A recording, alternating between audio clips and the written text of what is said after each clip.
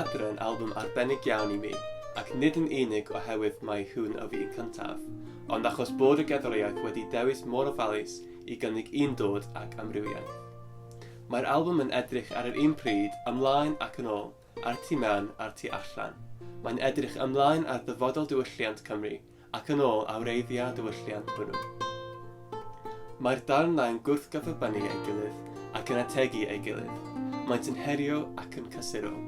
Teimlaf yn angelfol iawn am bob trac ar y record hon, a gobeithio cyfle hyn drwy'r recordiad ar ei hyd.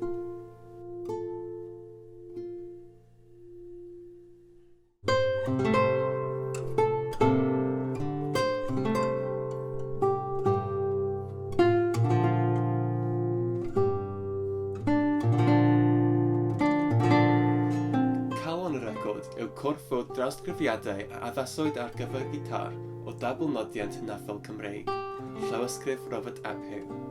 Mae gan y darnau hyn brydferddwch arallfodol sy'n gweddi'n wych ar gitar glasurol.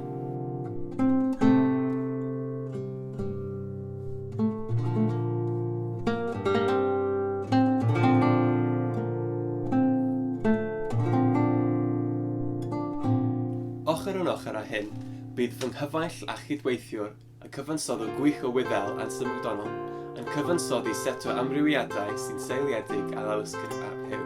Mae'r cydweithio rhwng Cymru ac Iwerddon yn arwyddocaol am fod dechrau llawysgrif ei hun yn waith ar y cyd rhwng ein dwy wlad. Mae Anselm yn gyfansoddwr talentog iawn, felly bydd yn gyffrous iawn i mi glywed yr hyn a grea.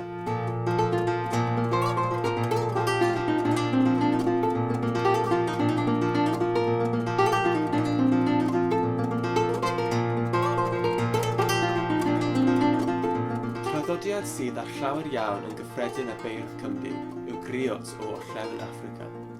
Roedd y beirdd a griots yn adroddwyr sreon, y gerddorion ac yn feirdd, yn bennaf yng nghyflog y llys brenhinol i foli aelodau o'r llys ei hunafiad.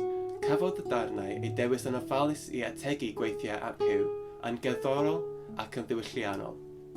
Bydd yr albwm yn cynnwys detholiad o drawsgrifiadau Derek Ripa o gerddoriaeth hon, yn enwedig o chwaraewr cyfoes y cora megis Twmani diabetig.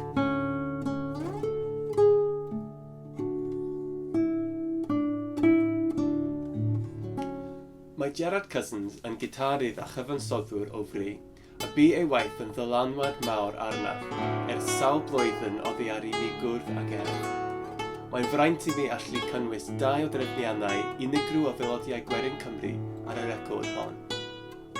Mae gwaith Joel Davin-Costa, Beach, yn creu seinwedd Soni Harris, lliwgar a digiriad, sy'n awgrymu i mi y traeth anghysbell yn ei ddychymyg.